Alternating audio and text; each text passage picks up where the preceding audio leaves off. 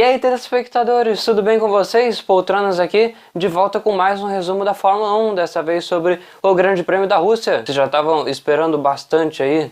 Quer dizer, bastante não, né? Porque a última corrida da Fórmula 1 foi aí semana passada. Então a gente teve aí um intervalo realmente bem curto entre essas duas corridas. E o Grande Prêmio da Rússia, eu vou falar pra vocês que eu achei bem mais legal do que aquele lá de Singapura. Lá na etapa asiática a gente teve uma corrida meio travada, assim, não teve tanta ação. Teve algumas batidas, o que deu um pouco de graça na corrida, mas não muita coisa importante aconteceu com os primeiros colocados. Entraram aqueles carros madrinha lá que mais travaram a corrida do que nos divertiram, né? Então foi meio chato. Já que eu toquei nesse assunto, vou logo falar da largada, porque logo na curva 3 já tivemos o primeiro safety car da corrida. O que aconteceu é que o Grosjean estava disputando posição junto com o Antonio Giovinazzi e também o Daniel Ricciardo. Os três acabaram se envolvendo ali numa batida, o Grosjean meio que fechou por dentro o Giovinazzi, e aí o italiano ficou prensado entre o carro da Renault e da Haas ao seu lado esquerdo. Um pouco de culpa ali do Grosjean, que já tinha se envolvido em confusão lá em Singapura, só que também foi um pouco ali de acidente de corrida.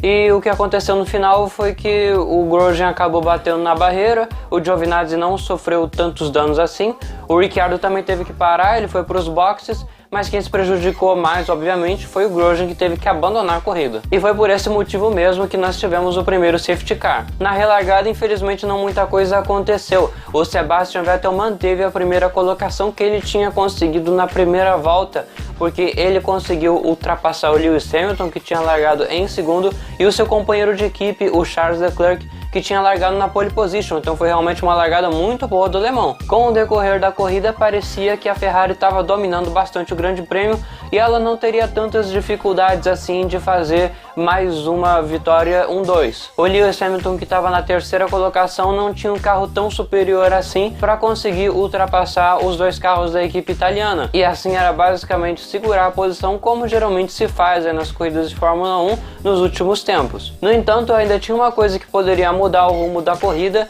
que eram justamente os pitstops, que é um momento decisivo. Inclusive a Mercedes e a Ferrari estavam fazendo estratégias diferentes. Os carros italianos tinham largado com o pneu macio e no meio da corrida eles iam colocar os médios para ir até o final, sendo que a equipe alemã estava fazendo exatamente o contrário, colocando os médios depois macio para andar mais rápido no final, etc. Aí o que aconteceu é que na volta 23 o Charles Leclerc parou nos boxes.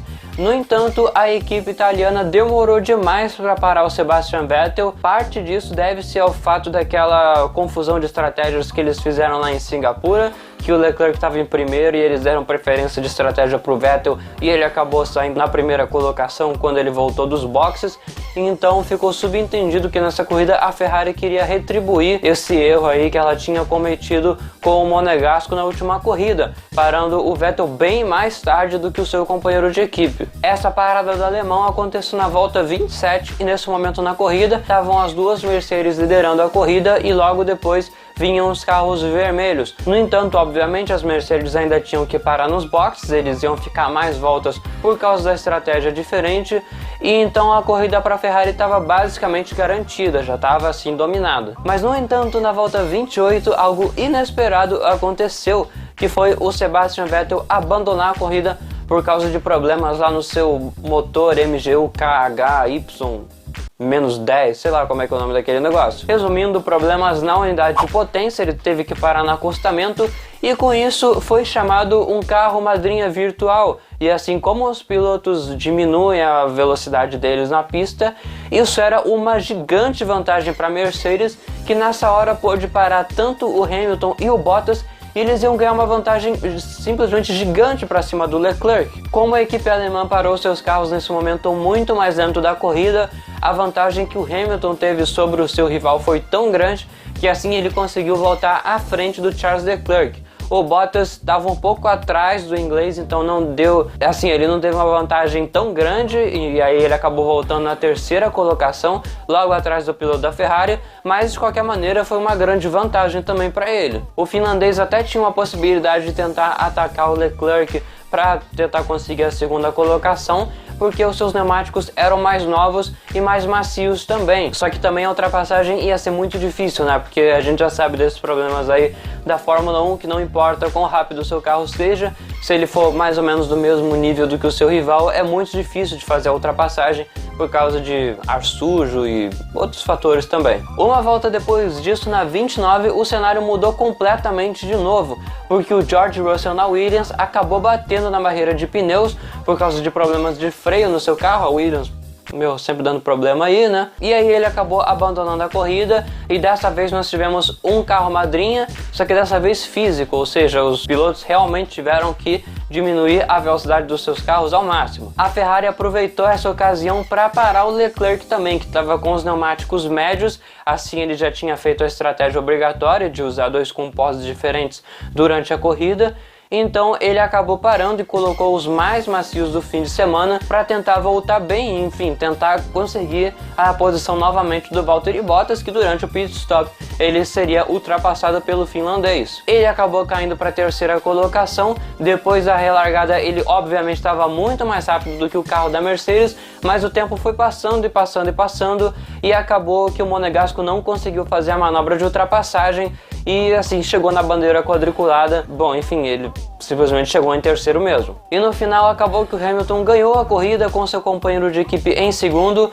Uma estratégia muito boa aí da Mercedes, na verdade. Contou com um pouco de sorte sim, mas também foi uma vitória bem merecida para a equipe alemã. Resultado final dos 10 primeiros colocados, como já dito inicialmente, Hamilton ganhou a corrida, depois veio Bottas, Leclerc, Verstappen, Albon, Sainz, Perez, Norris, Magnussen e Hülkenberg fechando o top 10. Uma coisa que causou muita confusão com a galera foi o negócio das ordens de equipe da Ferrari, que aparentemente a equipe italiana estava fazendo alguma estratégia de compensar o que aconteceu com o Charles Leclerc lá no Grande Prêmio de Singapura. Não deu para entender muito bem como isso aconteceu, porque as informações da equipe foram obscuras, óbvias, não revelaram muita coisa. Só que o que eu vi é que a galera ficou reclamando demais no fato da Ferrari ter errado assim na estratégia e também de ter criado uma confusão com o Vettel não ter deixado o Leclerc passar no meio da corrida. Eu não entendi direito como isso aconteceu. A estratégia da Ferrari eu achei bastante certa, sim. O fato do Vettel ter quebrado no meio da corrida